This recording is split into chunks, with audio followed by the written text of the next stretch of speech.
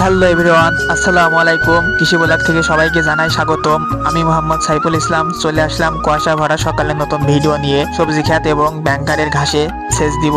Guys আমার সাথে জাহিদুলও আছে। আব্বা এদিকে পাইপ পারতেছে, এদিকে আমি আর জাহিদুল পাম্পে পানি তুলতেছি। প্রথমে নারিকেলের মালয়ের সাহায্যে কাদা দিয়ে ডেলিভারি পাইপের মুখ বন্ধ করে দিয়েছি যেন হাওয়া না টানতে পারে। পানি উঠে পড়েছে। আব্বা একবার হ্যান্ডেল মারলো, ইঞ্জিন চালু হলো না। আমিও একবার ভ্যাল ছেড়ে দিয়ে ঘোরালাম, তাও হলো না। অনেক দিন থেকে পড়ে আছে, ঠান্ডা হয়ে গেছে।